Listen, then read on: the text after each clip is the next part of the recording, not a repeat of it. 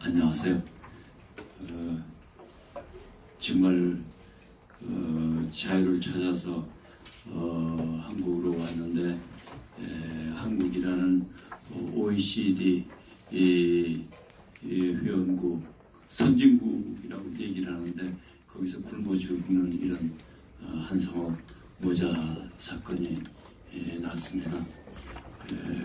그래서 그게 동아일보에 보도가 되고 바로 우리 물망초 박선영 이사장이 그 보도를 보고 8월 14일 날 한 11시, 12시쯤 해가지고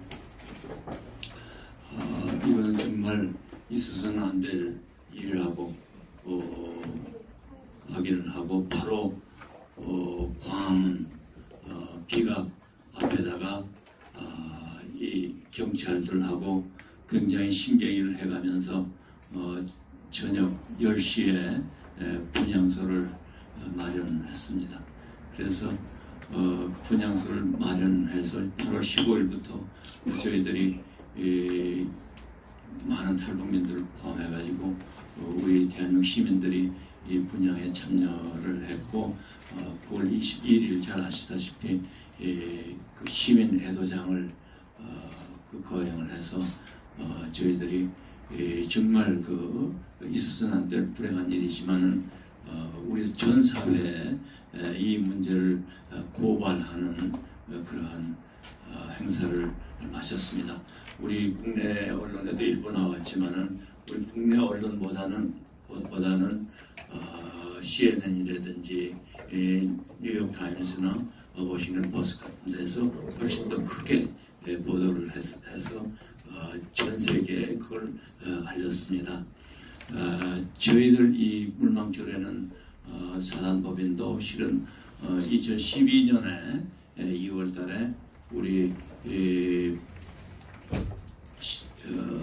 북한 인권을 생각하는 탈북자 문제를 생각하는 사람들이 그 당시 효자동에 있는 중국 대사관 앞에서 100일 가까운 집회를 열었고 그때 우리 박선영 이사장이 12일간의 단식을 통해 가지고 전 세계에 이런 문제를 알리는 그런 정말 중요한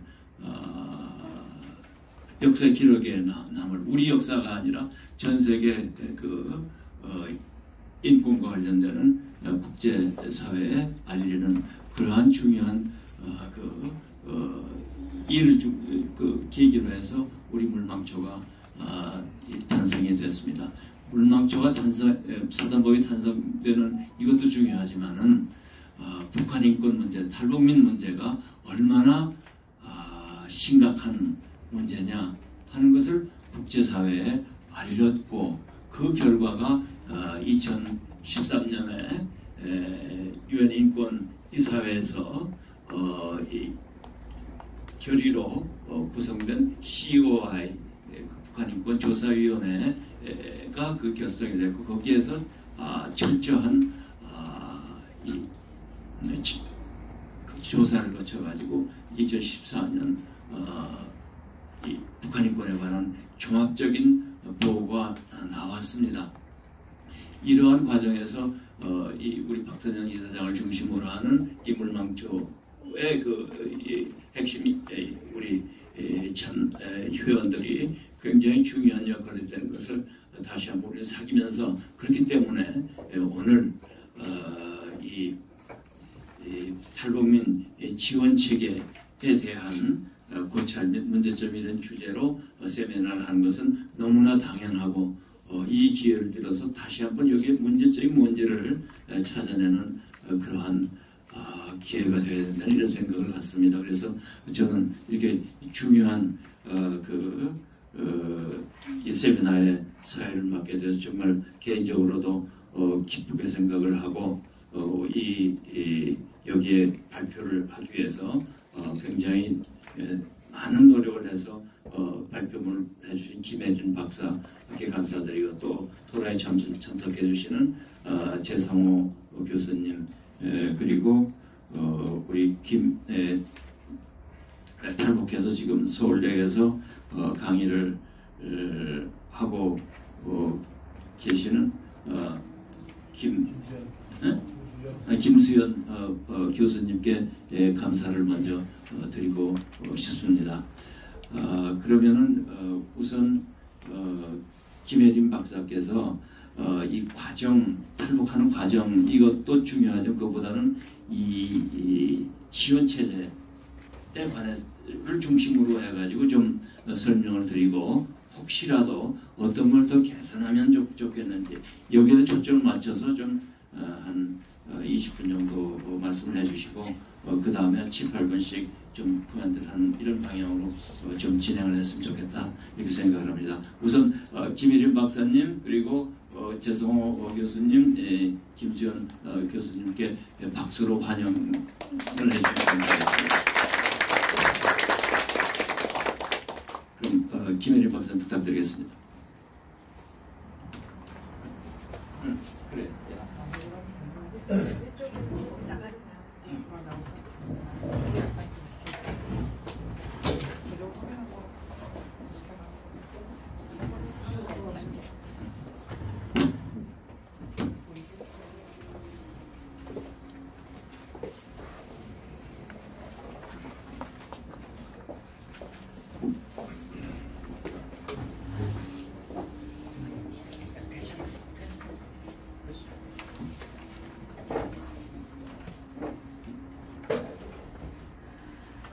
예, 안녕하십니까. 제65차 저희 물망초 인권 연구소의 조찬 세미나 발제를 맡게 된 김혜리입니다.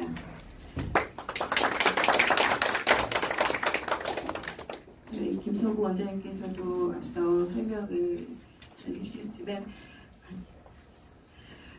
오늘 주제는 일단 지금 북한 이탈 주민들에 관해서 다루되 또 특별히 이제 이분들을 위한 어떤 지원 제도, 현 정부의 지원책 이런 부분에 대해서 좀 더 심도 있게 좀 논의를 해볼 수 있는 그런 시간이 되기를 이제 바라며 발제를 준비를 했고 사실상 이 발제를 뭐 저도 좀 이렇게 논문을 작성하고 등등 이런 과정을 거치면서 들었던 생각은 뭐 누구보다도 실질적으로 탈북민들의 어떤 고뇌를 직접 사실상 듣고 보고 이런 것이 가장 좋겠죠.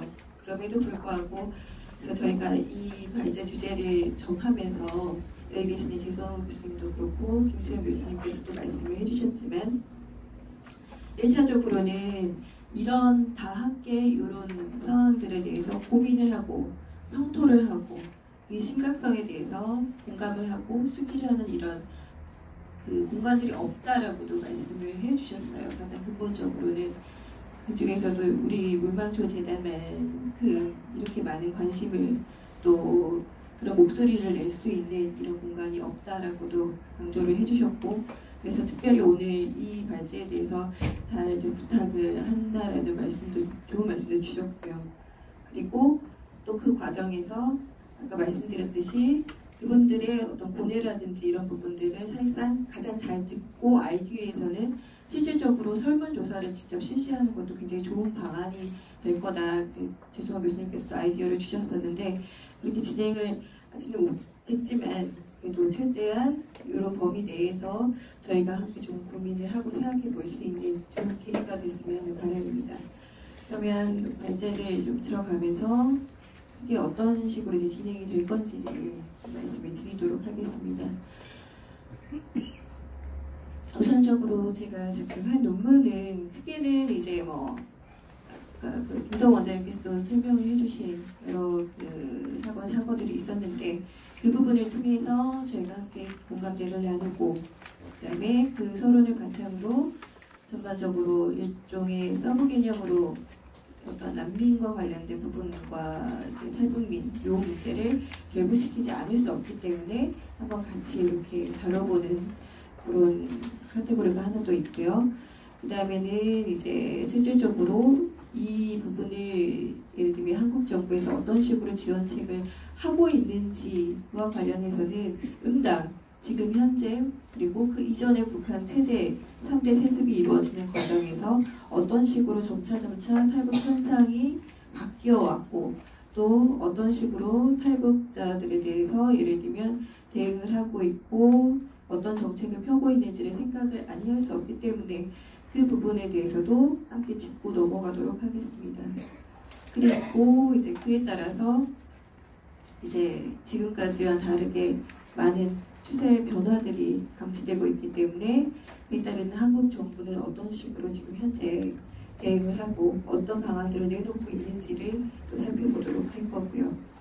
그 다음에 무엇보다도 가장 중요한 부분이겠죠. 지금 현 상황에서 북한 이탈 주민들의 어떤 남한 생활에서 겪는 어려움들, 실질적인 어려움들, 저 지금까지 이제 통계로 나왔던 자료들 이런 부분들이 조금이나마 아마 도움이 될 수 있을 듯하여 그 적응하지 못하는 어떤 지금까지의 어떤 실태 이런 것들을 점검을 하고 또 그럼 앞으로 어떻게 해야 되는지 그에 따르는 어떤 전망 이런 것들도 같이 함께 이야기를 해보려고 합니다.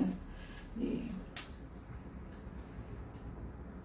김성호 원장님께서 말씀하셨던 부분이죠. 얼마 전 오래지 않은 7월 한창 이제 더웠던 여름 때 여러분들도 모두 다 기억을 하실 것입니다. 한성호 김동진 노장 이제 사망 사건이 있었고 실질적으로는 이제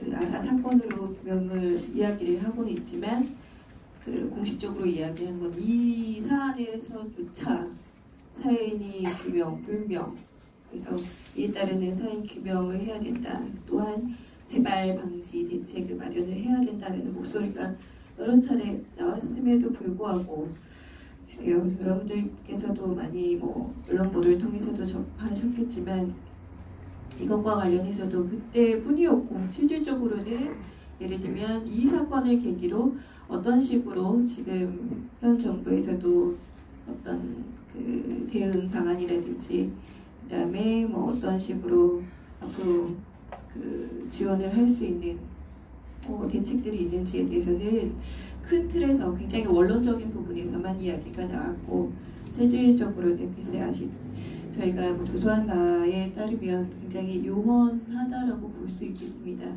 그래서 뒤에서도 쭉 언급을 해드리겠지만 가장 중요한 부분은 아무래도 당연히 인간 예산 부분도 있고요. 그렇죠?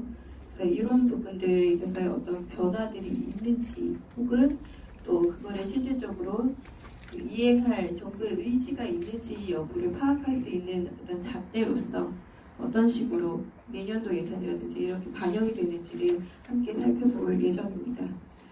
자, 그럼 이때 요 사건을 필두로 우리나라 언론, 국내 언론 보도된 거는 일단 차치하고서라도 가장 기본적으로 외신, 그러니까 해외 언론에서 어떤 식으로 이 사건을 바라보고 있었는지를 한번 좀 보도록 하겠습니다. 자, 일단은 사망 사건이 난 이후 한 2달여 지나서 겨우 이제 시민애도장을 통해서 장례를 치를 수 있었고 그때 이제 각종 외신들에서 좀 집중 조명을 했었습니다. 대표적으로는 뉴욕타임즈의 경우에는 지금 제가 이제 일부 부분을 이제 발췌를 해왔습니다. 그래서 기사 제목은 이와 같았습니다. 그녀는 북한의 기근에 시달렸고 저 풍요의 땅에서 가난하게 죽었다.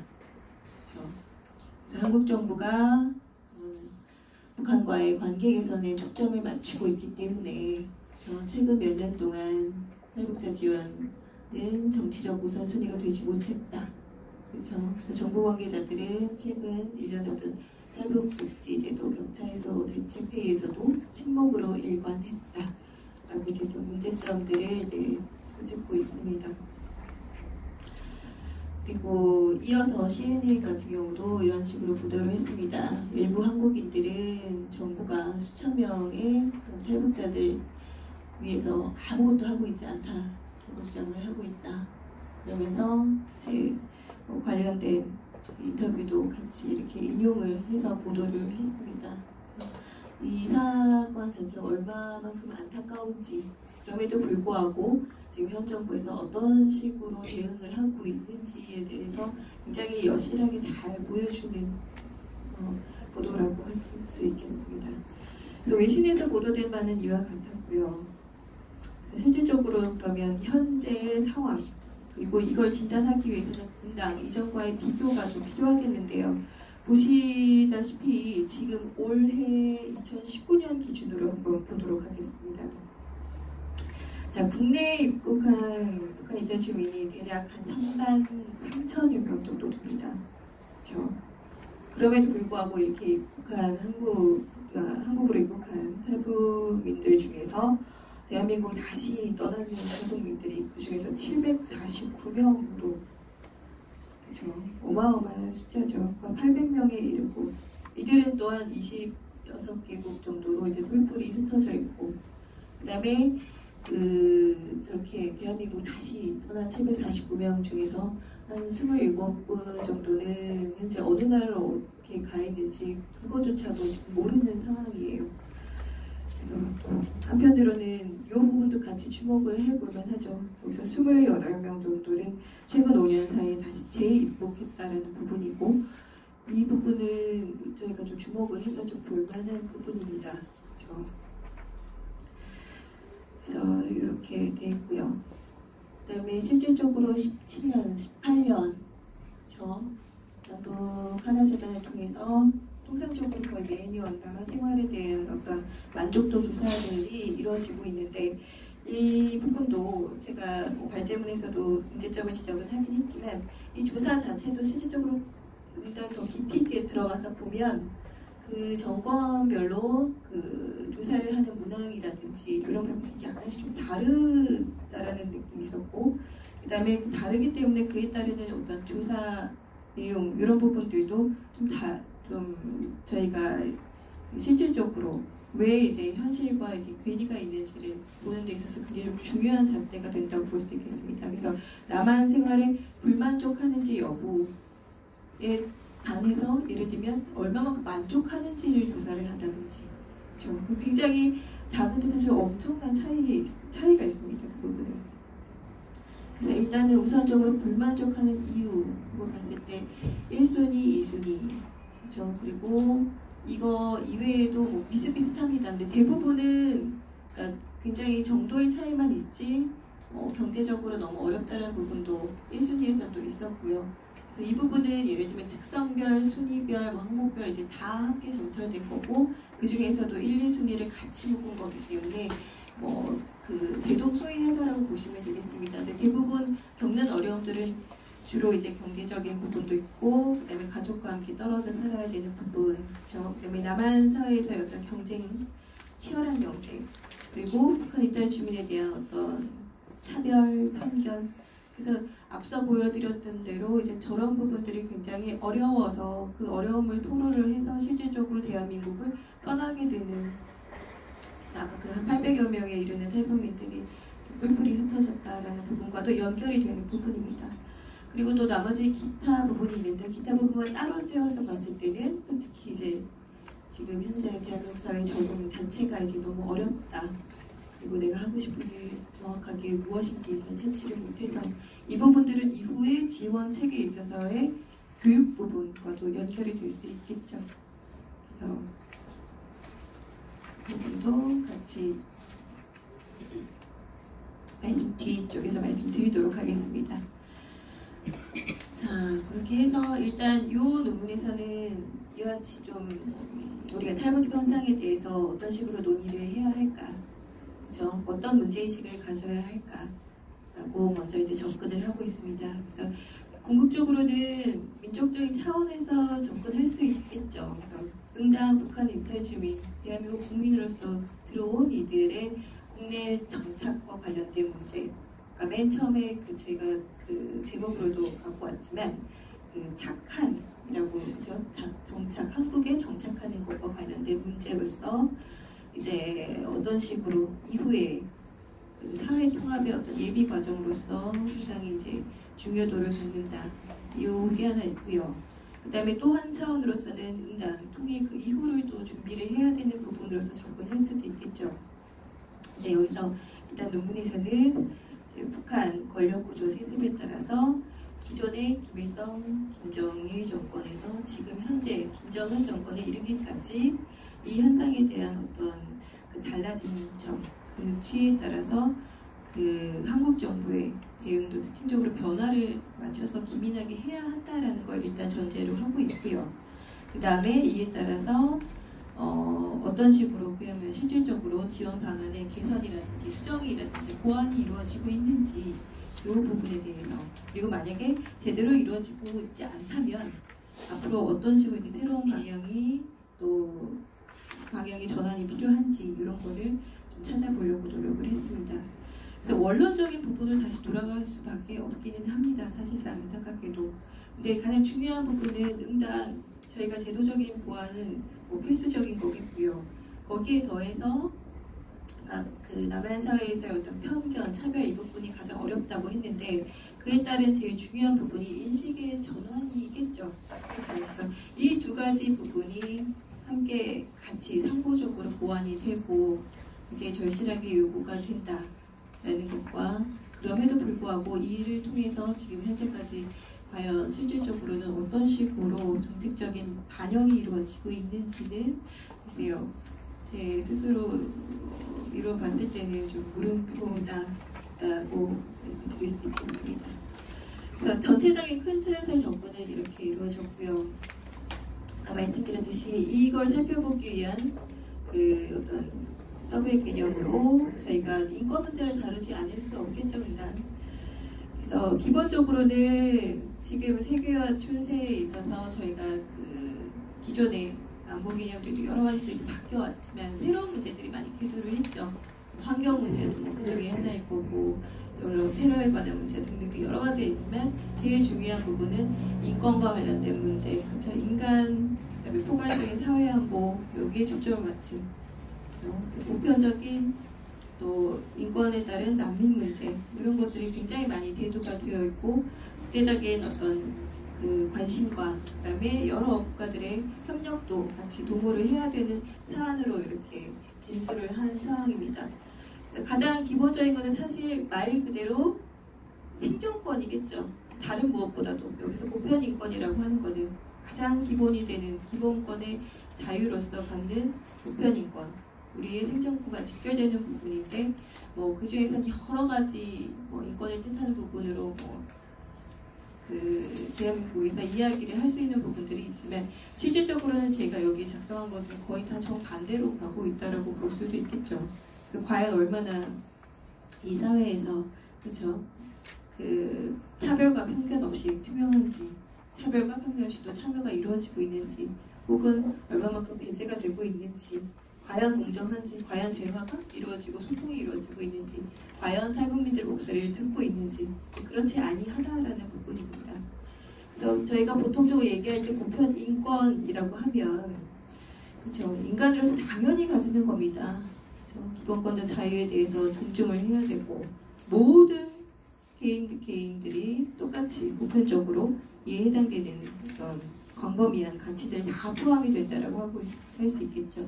그래서 여기서는 뭐 정치적 자유도 포함되고 시민적인 자유, 언론의 자유 등등 다양한 부분에서 이 부분을 접근을 할 수 있겠지만 제가 말씀드린 부분은 아무래도 이들 중에서도 가장 우선하는 국민의 생존권과 관련된 직결되는 부분, 이런 것 또한 제대로 지금 대한민국 정부에서는 이루어지고 있지 않다라는 걸 말씀드리고 싶습니다. 그러면 왜 그런 부분이 제대로 이루어지고 있지 않느냐 라고 했을 때 도대체 무엇이 문제인가를 저희가 같이 살펴볼 필요가 있겠는데요. 자, 그들이 강조하는 이름하야 특수인권이라는 이 관점, 그렇죠? 이것이 갖는 문제점, 굉장히 긍정적인 의미로 볼 수도 있겠지만 그렇죠? 보편인권과 관련해서 이 저희가 지금 보려고 하는 관점에서 봤을 때는 상당한 문제점이 또한 같이 동반된다라는 겁니다. 요거 자체로만 봤을 때는 초점을 맞췄을 때는 어떤 특정한 거가 예를 들면 뭐 특수하게 처해 있는 상황이라든지 그렇죠 이런 거에 따라서 접근을 해야 한다는 물론 상대주의적인 입장이기도 하고요. 그런 관점이기도 하고, 그렇죠. 그러다 보니까 저희 국제사회에서 예를 들면 기본권적으로 계속 요하는 보편인권과는 대치되는 입장일 수도 있지만, 그렇죠.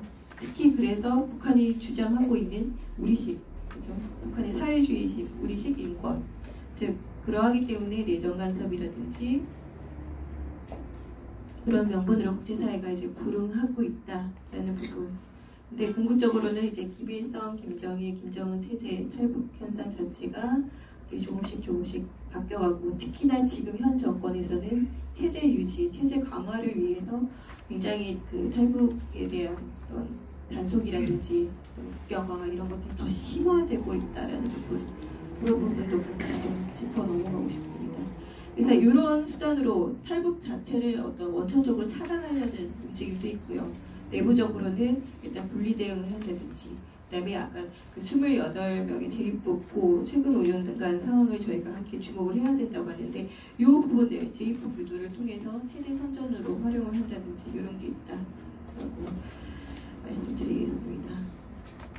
자, 그럼에도 불구하고 이제 인권 개념에 대한 인식 변화가 조금씩 물론 있기는 합니다. 국제적으로도 그렇고 우리나라도 2016년에 인권법이 국회를 통과를 하기는 했어요. 그럼에도 불구하고 이 이행을 위한 후속 조치들이 필요하겠죠.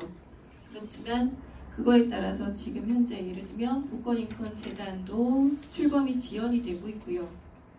그 다음에 이것과 관련된 여러 가지 이행 사업들에 관한 예산들이 집행이 안 된다든지 불용이 된다든지 계속 그런 식으로 전년과 예를 들면 동결이 되게 된다든지 더 삭감이 된다든지 그 문제점들이 굉장히 좀 심각하게 노정이 되어 있습니다. 자, 보시면 알겠지만 지금 전체적으로 통일부가 지출하고 있는 예산 내역을 보면 점점 감소를 하고 있습니다. 그래서 특히나 북한 인권과 관련된 부분은 여긴 제가 직접적으로 그 작성해 놓지는 않지만 8억 7천 정도 되다가 현재는 3억 5천 정도까지 어마어마한 액수가 지금 급감하고 있는 상황입니다. 그리고 탈북자 전체를 지원하기 위해서도 2018년에 한 1,126억 정도면 2019년에는 한 1,074억 정도고, 내년도 이제 국회 2020년 정부 안으로 일단 제출된 거 보면은 한 1,031억 정도, 그러니까 계속 급감을 하고 있어요.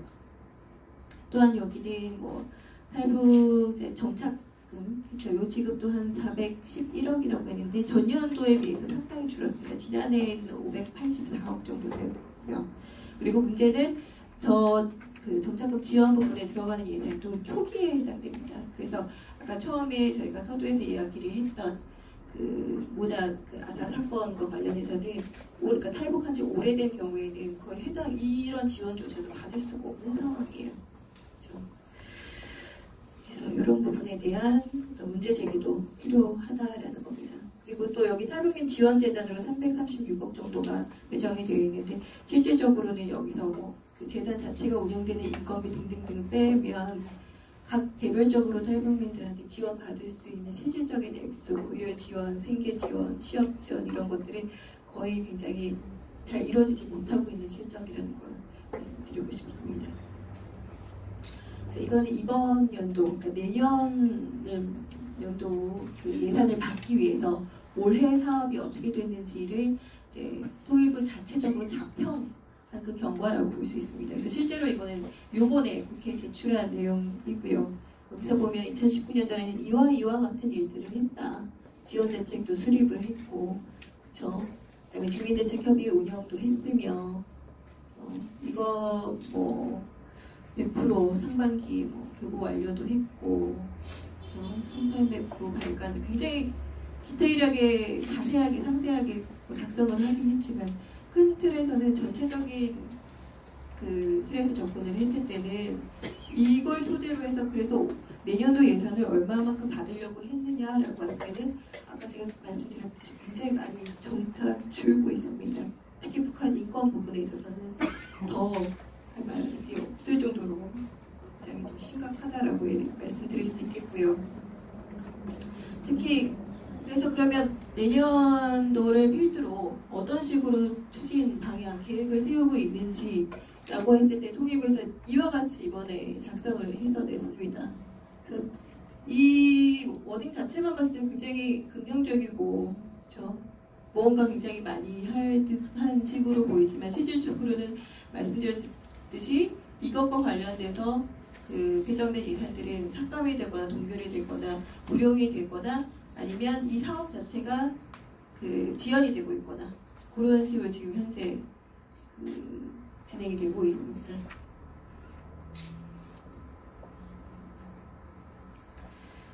그리고 무엇보다도 가장 이제 한 가지 또 짚고 넘어가야 될 부분은 아까 그 모자 사망 사건과 관련해서 실질적으로 어떤 단기적인 사후 역방문이라고 할 수 있는 대책을 내놓기는 했어요. 그런데 여기서 한 가지 좀 헷갈릴 수 있는 부분이 있겠죠. 이것이 과연 통일 분야의 정책인지 복지부가 주관하는 정책인지 여기에서 약간 저 부처 간의 업무에 있어서 어디가 주축이 돼서 무엇을 해야 되는지 문제가 또 한 번 생기게 됩니다. 근데 원래는 이게 복지 쪽의 문제였던 게 97년도였고요. 그 이후에는 이와 관련된 부분, 특히 북한 이탈 주민들을 위한 어떤 지원 방안이라든지 지원책이 실질적으로는 통일부 주관으로 넘어갔습니다. 그게 97년이면 굉장히 오랜 됐죠. 근데 이번에 이 사건으로 말미암아서 복지부에서 내놓은 안입니다. 그러니까 보시다시피 이제 그러니까 누락되는 사례들이 없도록 만들기 위해서 나름 이렇게 투트랙으로 촘촘하게 이제 사회 안정망을 만들겠다라고 해서 하나의 안을 제시를 한 겁니다. 이번에. 하지만 이거에 대한 다른 비판도 물론 가능하겠죠. 예를 들면 이와 같은 시스템을 만들더라도 시스템은 지금도 있습니다. 근데 이 시스템을 운영을 어떻게 하느냐의 문제. 그렇죠? 그 부분도 지적이 될 수 있겠죠. 아무리 좋은 시스템이라도 제대로 운영을 하지 못한다거나 그렇죠? 그다음에 제대로 된 예산을 지원받지 못한다거나 그렇죠? 그거에 대해서는 당연히 다시 그 부분을 문제가 돌아가겠죠. 정부에 대해서 얼마나 관심 있게 이 부분을 또 추진할 의지가 있는지 여부 이런 것들이 있는지 라고 했을 때는 글쎄요. 아무리 좋은 제도가 있다 한들 그렇죠? 이 부분들은 다시 한번 저에게 좀 경정을 올리는 하나의 일련의 대책이라고 할 수 있겠습니다. 자, 이거를 필두로 마지막으로 어떤 식으로 그러면 저희가 이 북한 이탈 주민들과 관련해서 지원책을 마련하고 또 향후 과제를 가질 수 있는지 사실 기본적으로 아까 저희가 짚었던 지금 정부에서의 어떤 일련의 그 실질적인 사안들은 굉장히 좀 많이 유연하고 예산적인 측면에서도 그렇고 그다음에 지금 개원 그 제도 부분에서도 마찬가지다라는 거를 말씀을 드렸고 그럼에도 불구하고 일단은 이 논문에서 그렇게 접근을 했습니다. 뭐 정치 분야라든지 사회, 문화, 특히 경제 부분은 더시 가장 이 부분은 지원책이라든지 교육 프로그램 이런 부분이 가장 미진한 부분이라고도 할 수 있겠습니다. 특히 이제 자본주의, 시장 경제에 대한 이해라든지 또 우리 대한민국에서의 어떤 소비 문화, 그다음에 계약 문화, 소송의 어려움 등등 여러 가지가 중첩되어 있는 부분입니다. 그럼에도 불구하고 막 탈북을 했을 때는 실질적으로 조기에 집중적으로 교육을 한 것 이외에는 특히나 하나원 수요 이후에는 실질적으로는 이들을 좀 지원을 해줄 수 있는 여러 가지 프로그램이나 그다음에 그 이후에 그 필요한 여러 가지 그 후속 조치에 관련된 교육들은 미비하다라고 말씀드릴 수 있겠습니다. 그래서 이런 부분들이 좀 더 보강이 돼야 된다라는 거. 그렇죠? 그래서 이렇게 위에 제가 하나 전체적인 망을 하나 그렸고요. 그다음에 처음에도 말씀드렸듯이 제일 중요한 것 인식 개선과 관련된 부분입니다. 그래서 얼마나 이제 그동안에 지금 기존의 정부의 대주민 지원책이 실효성이 있었는지 재검토가 전반적으로 좀 필요하고 점검도 필요하고 그래서 이 논문 내용 속에서도 제가 녹여 넣었지만 그 탈북민들이 대부분 이제 극단적인 선택하는 그 비율도 상당합니다. 거의 지금 현재 기준 한 15% 정도가 있고요. 그다음에 학생들의 경우에는 학업의 중단, 그다음에 그 가족 단위 노릇도 그렇고 이제 경제적인 어려움, 그런 부작용의 장면들이 나타나고 있고요. 그래서 현 지원책의 어떤 한계를 여실히 보여주고 있다는 겁니다. 그러니까 학업의 중단 같은 경우는 대학도 마찬가지입니다. 대학도 각 캠퍼스마다 어떤 교육부 지침이 따로 있는 건 아니지만 제가 경험한 바에 의해서도 특정 일부 대학에서는 이제 북한 이탈 주민 특히 그 대학생들을 위해서 따뜻한 관심이라든지 특별히 교강사들의 어떤 배려를 요하는 그런 뭐 공문도 있고 그다음에 이제 그런 어떤 독려하는 부분도 있지만 아직까지는 대다수의 대학에서는 그런 것조차도 이제 관심을 갖지 않는 부분들도 많고요. 그다음에 뭐 마찬가지입니다. 정부 가장 중요한 실질적으로는 그 정책을 결정하는 자들, 그렇죠? 정부 차원의 어떤 관심이라든지 실질적인 지원이 가장 절실합니다. 그렇죠? 아까 외신에서도 보도를 하고 있었지만 문정부 같은 경우는 정말 이제 인권 문제에 대해 무관심, 그렇죠? 그다음에 특히나 이제 북한 관계 개선에만 이제 주로 집중을 하고 있고 이 정권과의 어떤 밀착 문제, 눈치 보기 등으로 말미암아서 실질적으로 이탈 주민들을 위한 이들을 지원하는 단체들에 대한 지원도 끊고 있고요. 사실 그 예산 문제로 또 돌아갈 수 있겠습니다. 그래서 궁극적으로는 일단 지속적이고 장기적인 교육, 관리, 그다음에 아까도 말씀드렸지만 시스템의 어떤 운영의 중요성, 그렇죠? 이런 부분들 다시 강조해도 그렇죠? 모자란. 그래서 개별 프로그램들이 갖는 어떤 한계 등도 같이 함께 살펴봐야 할 필요성도 있다. 그렇죠? 지금 저희가 채택하고 있는 자본주의라든지 시장경제에 대한 이해, 이런 것들에 대한 교육도 꾸준히 필요하고 무엇보다 아까 사회안전망 관련된 이야기를 했지만 지자체 단위에서도 꾸준한 관리도 필요하고 꾸준한 관심, 그다음에 복지 시스템의 운영을 어떻게 할 건지에 대한 실질적인 대안을 내놓아야 한다. 이런 부분에 대한 논의를 이어갈 수 있겠습니다. 그래서 제가 전반적으로 지금 그야말로 먼저 온 통일이라고 하는 착한 이런 식으로 이제 개념 정의를 하고 있는데 이 실체를 통해서 지금 현 상황을 좀 진단을 함께 하고요.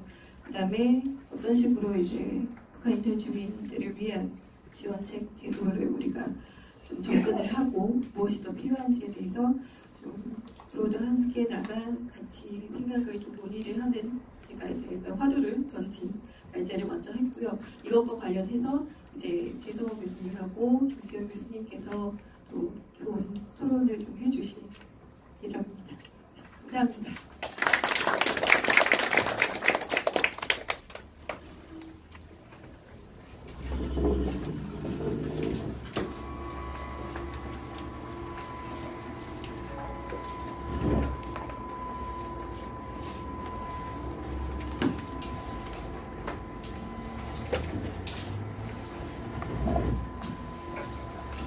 김혜림 박사님 감사합니다.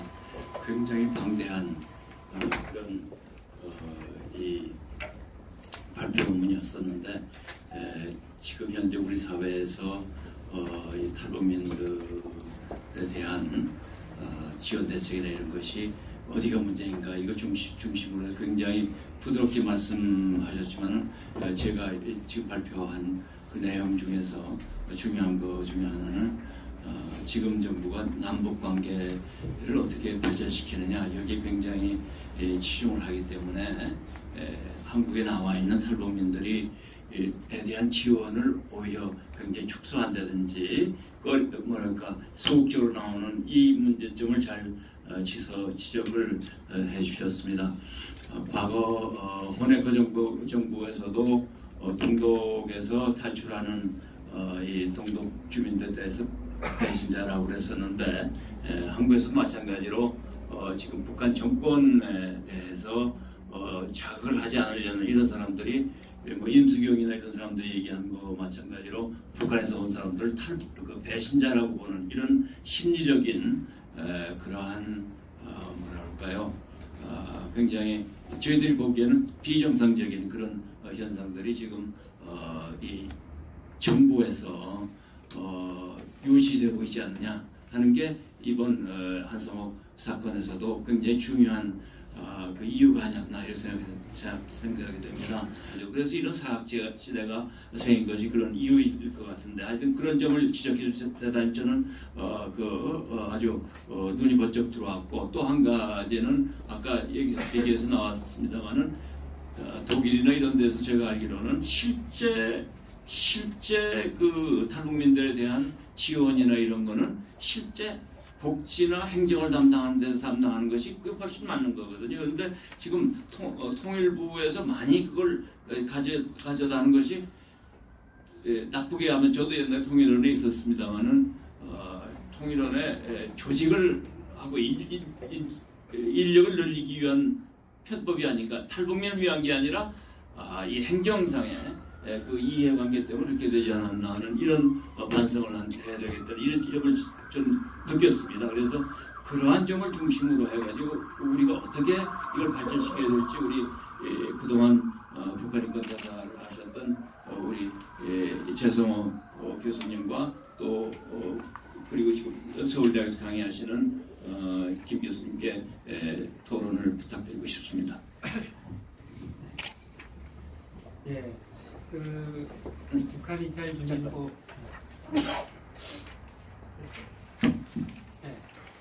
북한 이탈 준비 탈북민 정착 지원 제도는 김석우 전 통일원 차관 재직 시에 97년에 법이 제정됐고요.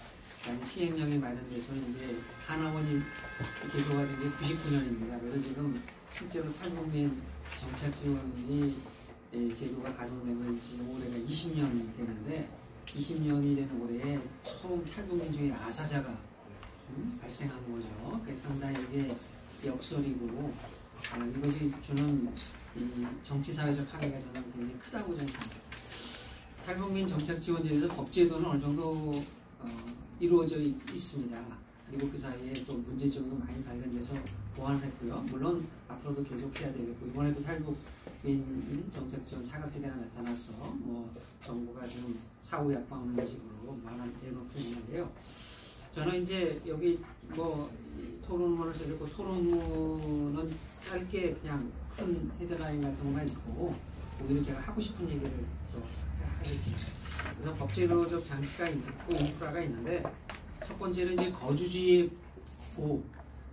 하나원에서 나오면은 거주지 보호 담당관, 취업 보호 담당관, 신변 보호 담당관 그래서 이렇게 보호 담당관제를 두고 있어요. 그래서 신변 보호는 경찰에서 하고 거주지 보호는 이제 지방자치단체에서 하고 취업 보호는 이제 노동부에서 하고 이렇게 하죠. 근데 이게 5년까지가 돼 있어요. 그런데 탈북민 우리 사회에 나오면 우리 북한 사회주의 체제에 오래 살다가 오신 분들이 있는데 자본주의 사회에서는 어린아이 이제 초등학교 졸업할까 말까 하는 수준이잖아요. 5년 지났다고 해서 정착 좀 다 이제 성공적으로 하고 그러니까 정부가 손나도 된다 이게 아니거든요. 그러니까 필요하다면 또 어려움이 있는 분은 5년을 도과해서라도 계속해서 거주지 보호를 해야 돼요. 그런데 현재 법체에서는 어떻게 되냐면은 특별한 사유가 있는 경우에는 탈북민 대책협의 심의를 거쳐서 기간을 이제 연장도 할 수 있다 이렇게 돼 있어요. 이게 너무 좀 제한적이고 수복적인 부분이 있어요. 저는 오히려 특별한 사유가 없는 한 이걸 연장을 하는 특별한 사유가 없으면 신청을 했을 때 연장을 해주죠. 그리고 특별한 사유가 있어서 보니까 연장 안 해도 되겠다 그러면 이제 하는. 그래서 오히려 이 적극적인 미래, 탈북민을 위한 수혜자랄까 이런 입장을 더 고려한 규정으로 바꿔야 되지 않나 하는 생각이 되고 이번에도 보면은 이런 기간 연장 제도가 있는지도 몰랐다고 그러잖아요. 그리고 뭐냐면은 지자체의 공무원들 하나센터 직원이 사전에 당신의 이제 기간이 끝나가는데 연장을 의향이냐 이걸 물어보지도 않아요. 현재도 연장할 가능성이 있거든요. 제한. 근데 그런 걸 통지를 해주지 않고 의사를 묻지 않았다는 거죠. 그러니까 이런 시스템을 보완하고 보다 좀 적극적인 정책으로 바꿔야 되고 그다음에 탈북민 취업지와 거주지 일치를 모색하는 지금 취업 실제로 일하는 데하고 거주지가 많이 떨어져 있어요. 그래서 이 여러 가지 예도가 있어요. 그래서 탈북민이 이렇게 임대주택을 근데 탈북민 상호간에 교환을 해달라고 하는 요구가 있었어요. 근데 정부가 이걸 해주지 않고 있는데 여러 가지 또 문제점이 있긴 있을 겁니다. 근데 일정한 엄격한 조건 하에 임대주택의 교환을 좀 일정한 조건에서 허용하는 것도 정부가 국민으로 검토할 필요가 있고 각종 장려금 제도가 있지만은 문제점이 있다. 고용지원금 제도도 일시적으로 고용 확대를 가져온 효과가 그칠 뿐이고 또 직업훈련 장려금도 오히려 취업을 회피하거나 장려금만 타먹는 수단으로 오용되고 있다. 그래서 현재 그 선취업 후 직업훈련 제도를 그러니까 직업훈련 후 취업 구조를 선취업 후 직업훈련 제도로 전환한다는 얘기가 옛날부터 있었어요. 지방정부의 역할은 아무리 강조해도 지나치지 않고 현장 중심, 수요 중심 찾아가는 탈북민 정착 지원으로 제도를 개선하고 있습니다. 그 다음에 또 그 지역 차원에 있어서의 그 서비스 전달 체계가 중복적으로 이루어지고 있어서 이게 비효율을 좀 불식하고 지역 보완책을 마련했고 또 여성 탈북민의 경우에 주간이나 야간에 가서 어디 가서 뭐 일을 하잖아요. 근데 어린아이를 돌봐줄 사람이 없으면 어디다 막히냐 이거죠. 응? 타가족에 가면 돈도 많이 들고. 그래서 제가 보면 이게 정부나 지방정부 갖고 안 되고 교회나 NGO를 많이 끌어내고 활용하고 그들의 참여가 필요합니다. 이게 국가 차원에서 정부 차원에서만 할 수가 없어요. 그래서 자원봉사자들이 많이 와서 아이들 돌봄이 지원이 필요합니다. 밤늦게까지 일을 하는데 아이들은 초등학교 들어가지 않은 미취학 원령들이 많은데 꼭 걔들 그냥 방치하면 사랑도 못 받고 어린아이 때문에 또 문제아로 자라날 수 있잖아요. 그러니까 이 돌보미 제도를 좀 더 활용해야 되고 이런 취약계층 여성에 대한 특별보호 제도를 또 여성 탈북자 이게 나온 얘기지만 자녀와 손잡고 들어오는 건 5%밖에 안 되고 중국에 놓고 오는 경우가 있잖아요. 그럼 후에 나중에 들어올 때는 이미 탈북민 여성은 한국 국적을 취해서 한국인이 돼버렸어요. 그러니까 그 탈북민 내 자녀가 아니라 한국의 자녀이기 때문에 이게 보호 밖에 있는 사람들이 된단 말이에요. 그러니까 여기 문제점이 있어서 하나중 학교라든가 뭐 이렇게 취약 시스템에 이렇게 지원이 이루어지고 있는데 이런 걸 좀 더 제도화하고 법제화하고 또 좀 지원을 좀 강화할 필요가 있다. 또 한신무자 이번의 경우에 이 사회복지 시스템에 위기관리 시스템에 보면은 우선 이번에 그 경우에 단전 단수되면 가서 조사하고 이런 위기관리 시스템이 있는데 한무시 내부의 적용 대상에서 제외돼 있어요. 왜 그러냐 했더니 공공임대주택과 영구임대주택의 거주자로 제한되어 있다. 근데 한무시는 이 두 개가 아니라 재개발 임대주택에 살고 있어서 제외됐다. 이게 이런 이 거주지 차별, 탈북민에 대한 배려 부족 같은 거 자꾸 이렇게 찾아내서 좀 법제적인 보완을 해놔야 되겠다는 것이고 이거는 사실은 뭐 앞으로도 계속 해나가야 되겠는데 저는 중요한 게 뭐냐 이 탈북민들이 우리 사회에 정착하는 비율은 사회적으로 잘하는 비율은 한 30-40%밖에 안 되고 아까도 지금 금년 7월 기준으로 749명이 해외로 나갔고 26명 어디 간지 모른다고 하는데 우리 국민들로부터 받는 차별이나 또는 소외, 하층민 계급하는 게 굉장히 견디기 어렵다는 것이죠. 그래서 이게 결국 뭐냐 저는 또 요새 대학생들 탈북민 때문에 우리가 장학금 내가 받을 거 빼앗기고 있다. 우리가 세금을 많이 내게 된다. 먹고 살기 어렵다. 탈북민 때문에 이런 그 얘기들을 대학생 젊은이들이 한다는 거죠. 그래서 이건 결국 뭐냐 통일의지 부재, 통일무관심뿐만 아니라 이 민족공동체 의식이 북한과의 우리가 주민과 우리가의 민족공동체 의식이 지금 타개되고 희석되고 있다는 거예요. 우리 통일방안이 민족공동의 통일방안인데 그 공동체 의식을 갖고 있지 못한다 이거예요. 그러니까 이런 이기주의 갖고는 통일 상황에 와도 통일이 안 됩니다. 그러니까 저는 이 정부의 그 탈북민 정책에 대한 무관심, 예산은 상대적으로 상투적으로 계속해서 쓰고는 있지만 또 북한 인권과의 북한 인권 무관심, 탈북민 정책에 대해서도 외면. 통일부 장관이 하나원 개소 20주년에 통일부 장관이 하나원 결식에 안 갔습니다. 어디에 지자체 경남지사하고 뭐 이 정부하고 통할 경남지사에 거기 보면 남북 지방교류 뭐 이런 센터를 하나 만들었어요. 거기에 가서 인사하고 말이야 이거 했다면 정치적으로. 그뿐만 아니라 보도자료도 내지 않고 기자들이 하나원에 들어와서 취재하는 거를 불허했습니다. 이게 탈북민 외면 정책의 그대로 시사하지 않습니까? 북한이 우선순위. 결국 뭐냐? 이 아까 우리 젊은이들에 대한 탈북민에 대한 뭐 이렇게 그 때문에 우리가 고통받고 말 자꾸 그만하는 이 통일 교육이 제대로 되어 있지 않아요. 통일 준비. 지난 정부의 통일 준비가 합의였는데 통일 준비, 통일 교육 제대로 안 하고 있다는 거예요. 평화 경제론 이거 갖고 안 돼. 통일 지향적인 문화, 통일 교육, 통일 탈북민에 대한 우리 그 공동체 의식은 통일 지향적 문화를 조성하는 데 일환이 뭐 연관성이 있을 건데 그런 거 안 하고 있다는 거예요. 그러니까 저는 이 반통일 정책이에요. 탈북민이 왜 중요하냐? 탈북민이 우리 사회에 성공적인 정책 사례가 많이 생겨나야 되고 이 얘기가 흘러들어서 북한 주민, 북한 사회에 들어가면 아 남한에 누가 잘 사고 남한에 가면 성공하는구나, 잘 살게 되는구나. 그럼 북한 주민의 친남한화를 뭐랄까 촉진시키게 되는 거예요. 그럼 북한 주민이 북한에 살면서 인권의식을 갖고 비교의식을 갖게 돼요. 그럼 북한 당국이 그들의 인권을 탄압하고 장만항에서 괴롭히면 좀 해주는 것도 없고 우리 먹고 살기도 어려운데 말이야. 너희 왜 우리 괴롭히냐? 남쪽에 들어간 사람들이 더 잘 사는데. 민심 위반에 속하잖아요. 저들이 그거를 우려하면 그 북한 주민에 대한 인권 탄압 침해를 줄일 수밖에 없어요. 근데 탈북민 정책이 북한 인권 개선에 기여하고 통일 지향적인 문화, 북한 주민의 친남한화를 촉진하는 거야. 이게 바로 통일 정책이다 이거지. 평화공제 뭐 경제 해가지고 북한에 말이야 개성공단 지역에서 북한 정권 설치게 하는 것은 우리 분단 구착화예요. 그거는 통일 정책이 아니야. 그러니까 이게 지금 반통일 정책에 통일 교육도 없다 이 말이죠. 그래서 저는 이런 문제 의식을 우리가 갖고 그거를 우리가 확산시켜야 되고 젊은이들에게 우리 여기 김차관님이 하고 저하고 지난 정부에서 통일준비위원회라고 해서 이제 대통령위원회에서 같이 활동을 했는데 통일이 되면 남과 북한에 있어서 새로운 기회가 생기고 일자리가 생기고 우리 젊은이들이 북한에 가서 일자리가 생기고 북한도 잘 살아야 돼.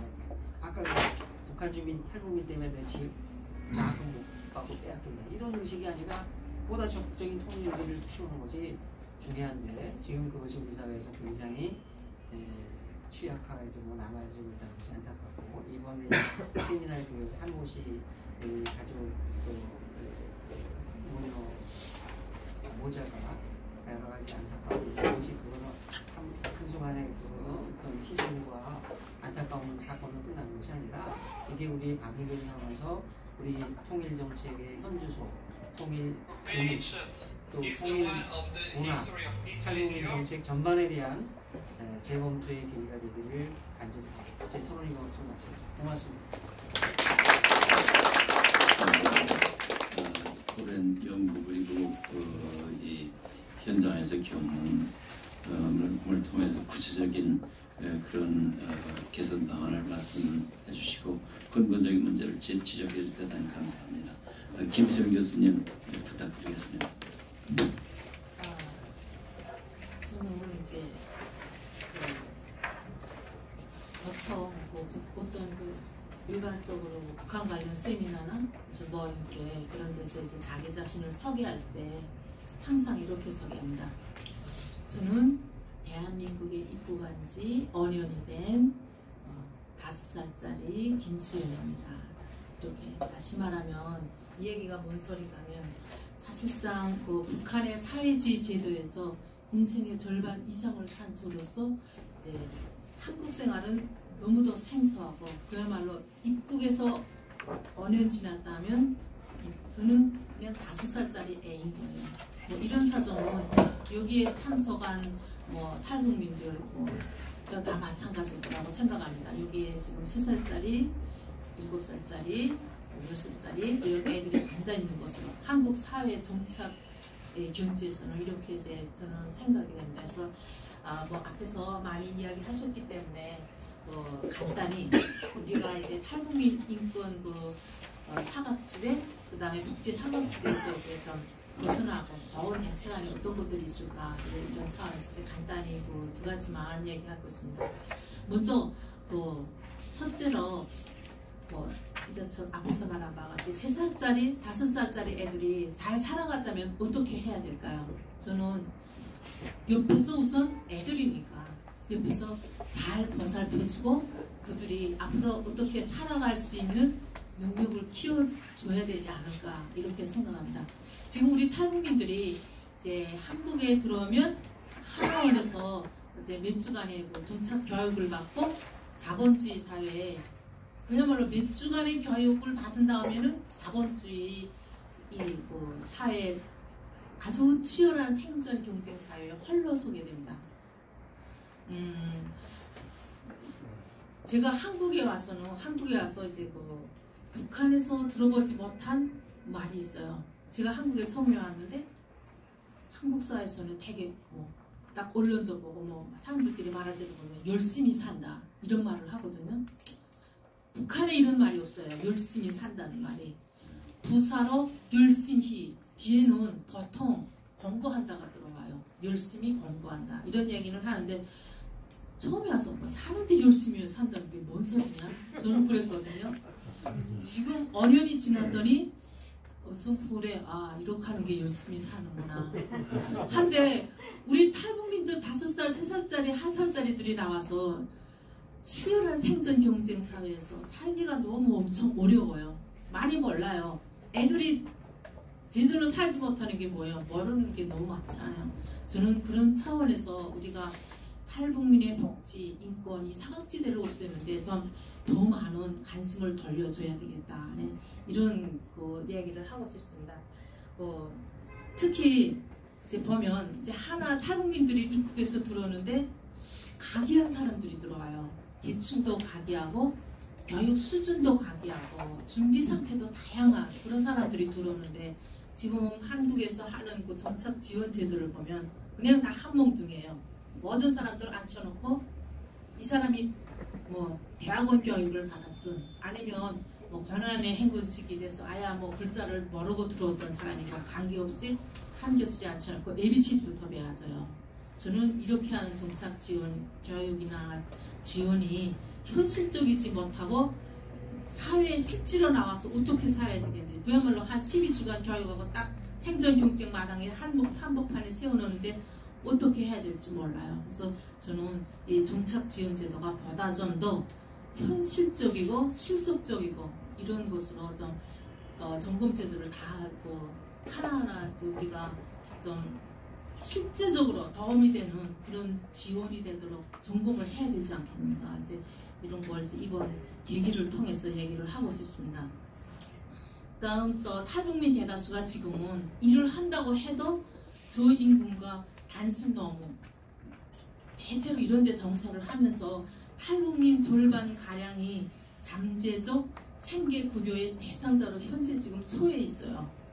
그런 상황에서 저는 이번 사건을 계기로 해서 진짜 탈북민 모자 그 사건을 보면서 우리가 현행법을 규정적으로만 따지지 말고 또 탁상 행정으로만 이렇게 하지 말고 실제적으로 이제 도움이 되는 그런 걸 좀 많이 모색을 하고 고민을 해야 되지 않을까 생각합니다. 복지 규정을 좀 탈북민만을 위한 어떤 복지 규정 세밀하게 좀 다 점검해주고 이제 선별적인 물론 일반적인 보편적인 복지도 중요하지만 선별적인 복지를 좀 강화해달라 하는 걸 저는 이제 간곡히 이제 말하고 싶고요.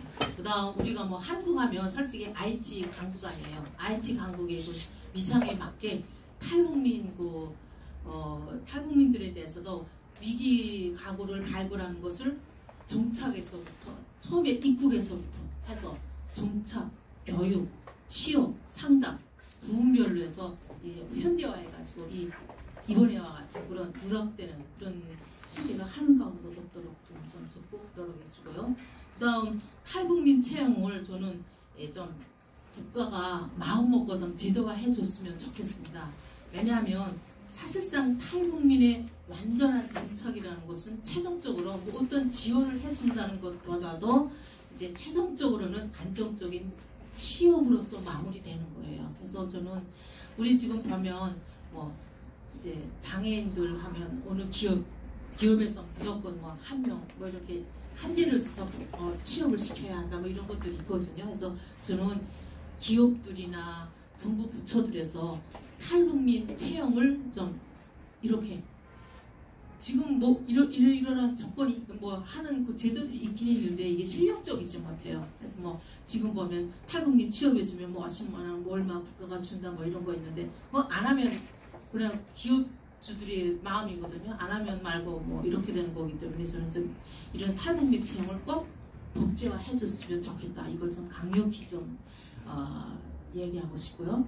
그다음 두 번째 대책으로서는 이제 우리가 앞에서도 말한 것처럼 뭐 2살짜리, 5살짜리, 10살짜리 애들이라는 차원에서 볼 때 어떻게 하면 우리가 잘 살아갈까 할 때 두 번째로는 우리 탈북민들 스스로가 좀 노력을 해야 되겠다 하는 걸 저는 얘기하고 싶습니다.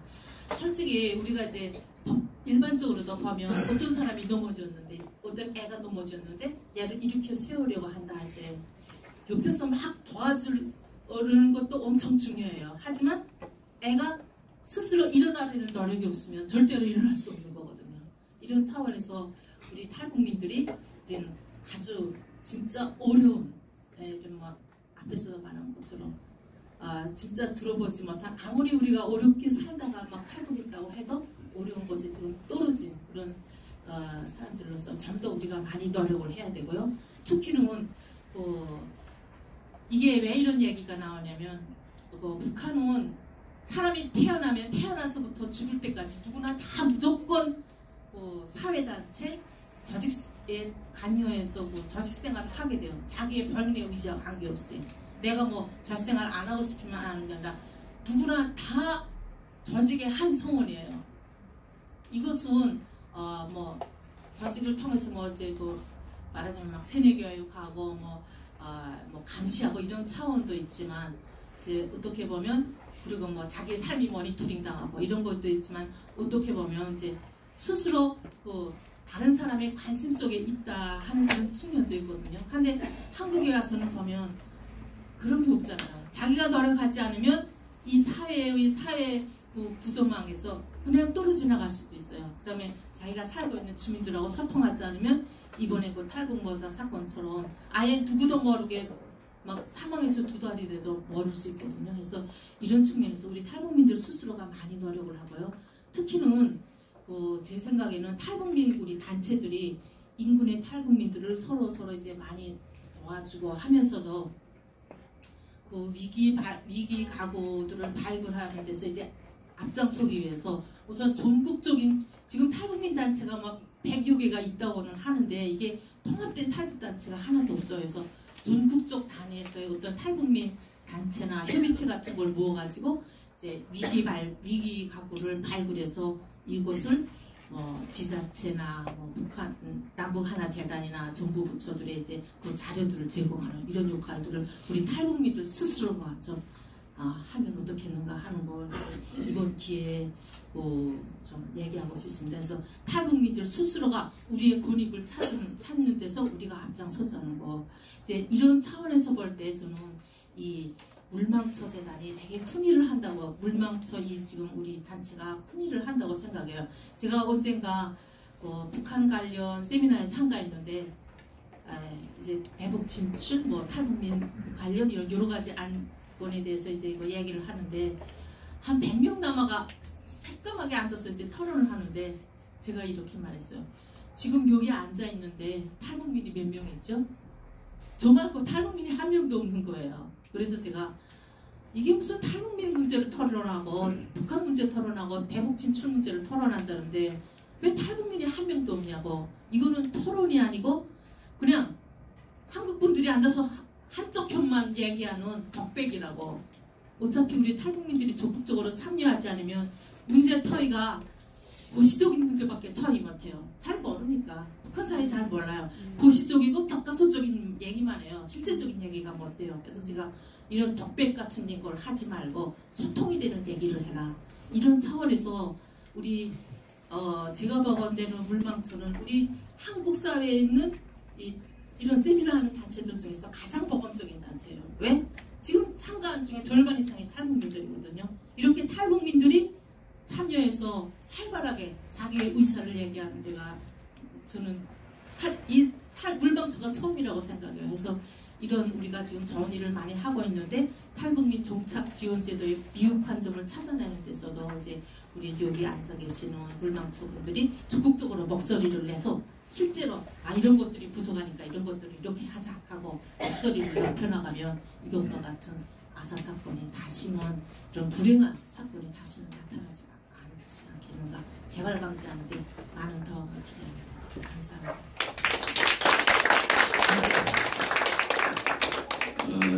5살짜리라고 하셨지만은 정말 남쪽과 북쪽을 정말 다 경험하시고 굉장히 깊이 있는 그런 말씀을 해주셔서 대단히 감사합니다.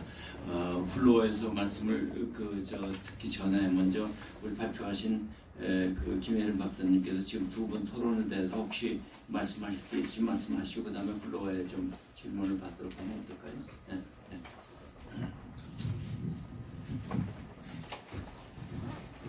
일단 두 분 교수님께서 너무 실질적인 토론을 잘 해주셔서 저 역시도 지금 몇 가지 좀 말씀을 드리자면 그 중에서도 특히 이제 아까 또 여성 탈북민들과 관련된 부분을 또 조명을 해주신 부분도 특히나 와닿았고 특히 또 그 김수영 교수님께서도 말씀해주신 그러니까 정착을 막 했을 때 뭉뚱그려진 일방 통행된 어떤 맞춤형 식이 아니라 선별적으로 이루어지는 식이 아닌 현재의 어떤 문제점이라든지 그 부분도 저도 깊이 공감을 하고요. 근데 또 한 부분은 저도 생각하지 못했던 부분인데 그러니까 그런 게 관점의 차이겠죠. 그러니까 말씀하신 것 중에 탈북민 스스로 이제 본인들의 어떤 권리 찾기 나서야 된다라는 부분들 그런 의지가 가장 사실상 중요하기도 하다라는 부분을 짚어주셨는데 그 부분에 있어서도 저도 크게 이제 굉장히 좀 깊이 있게 좀 되새겨볼 만한 말씀이셨다라고 생각이 듭니다. 네. 대단히 감사합니다. 제가 통일원 차관할 때 아까 최성호 교수님 말씀하셨지만은 북한 이탈 주민에 관한 법률 그리고 그거에 따라서 우리 지금 하나재단의 그 전신이라고 할 수 있는 대책위원회 그렇게 하고 하나원 건설을 저희가 했습니다. 근데 하는 과정에서 저희들이 하나원에 200명 수용할 수 있는 건설 예산을 올렸는데 그 당시에 야당이던 국민회의 간사는 당의 입장으로 그걸 적극 반대했습니다. 왜 그러냐면은 이 탈북민들이 한국에 와서 호강을 하게 되면은 북한 정권에서 싫어한다. 그렇게 되면 남북 관계가 나빠진다. 그 논리였었거든요. 그것이 지금까지 이어져 오는 지금 가장 큰 문제입니다. 그래서 정권이 바뀌니까 저희들이 국단위의 인도지원국을 했었는데 그걸 과단위로 줄이더니 갑자기 탈북민을 탈북민들이 싫어한다고 세터민이라는 이상한 이름을 가지고 굉장히 뭔가 여론을 돌리는 이런 이상한 작업들을 많이 했는데 그것이 아직도 뿌리가 남아있다. 그래서 이 탈북민들에 대해서 이 통일부가 더 우선적인 관점이 남북관계 뭐해서 무슨 평화경제 만들고 이게 더 급하기 때문에 더 앞서기 때문에 탈북민이 여기 와서 호강한다는 건 표현이 좀 적절하지 않지만은 여기서 잘 정착하는 우리 대한민국 정부가 마땅히 신경을 쓰고 많은 노력을 해야 됨에도 불구하고 그걸 소홀히 하는 지금 분위기가 생겼다. 그래서 이걸 여기 오늘 모임은 한 5, 60명밖에 안 되지만은 국회에서도 여러 가지 말씀을 해주시는데 이런 작은 집단에서 시작하지만은 이러한 잘못된 이 탈북민에 대한 우리의 정책 이것을 고쳐가는데 우리가 큰 역할을 했으면 좋겠다는 이런 생각을 하고 여러분들이 도와주실 것을 다시 한번 부탁을 드리면서 오늘 마치고 싶습니다. 우리 발표해 주신 김혜린 박사님, 재성호 교수님, 김수영 교수님께 박수를 한번 감사합니다.